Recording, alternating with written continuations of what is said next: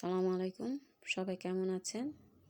আমি আরেকটি মজার রেসিপি নিয়ে হাজির হলাম। আজকে আমার রেসিপিটির নাম হচ্ছে ব্রিগেড মাছ রান্না।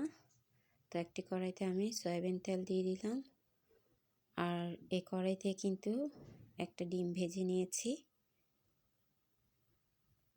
ওই তেলের মাঝে কিন্তু আমি রান্না করে ফেলবো। আসলে মাছটা দেওয়ার আগে আমার মেয়ে বলল যে একটা ডিম ফ্রাই করে দাও,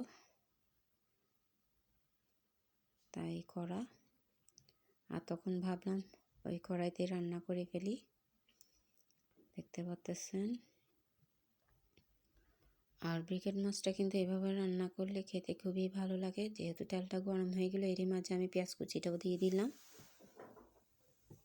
খুবই মজাদার একটি রান্না, আপনারা অবশ্যই এভাবে একবার হলো তৈরি করে দেখবেন। দেখতে পাচ্ছেন আমি পেঁয়াজগুলোকে নেড়ে ছেড়ে দিচ্ছি।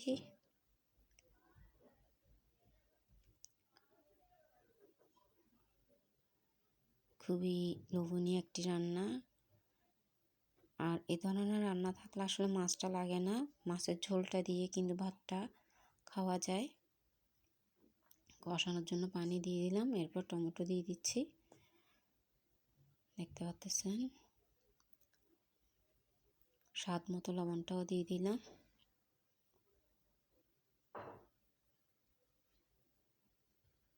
এক চা চামচ হলুদের গুঁড়া দিলাম,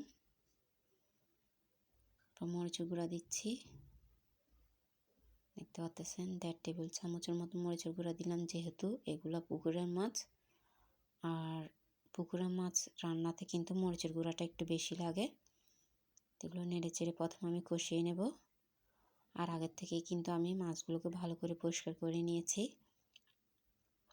দেখতে পাচ্ছেন, মাছগুলো দিয়ে দিচ্ছি। আমাদের তো খুবই ভালো লাগে এই ধরনের রান্না করে খেতে।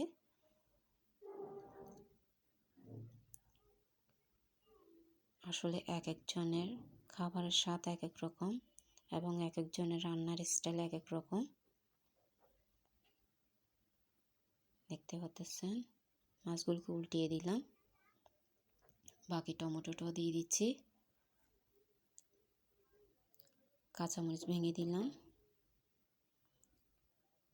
সামান্য পানি দিচ্ছি, যাতে করে মাছগুলোর গায়ে লবণ মরিচ সবগুলো ঢুকে।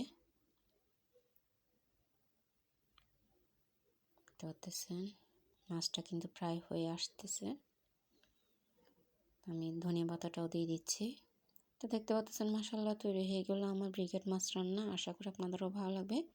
আর আমার ভিডিওগুলো যদি ভালো লেগে থাকে অবশ্যই শেয়ার করে দেবেন, যাতে অন্যরা দেখার সুযোগ পায়। আজ এতটুকুই। দেখার জন্য সবাইকে ধন্যবাদ।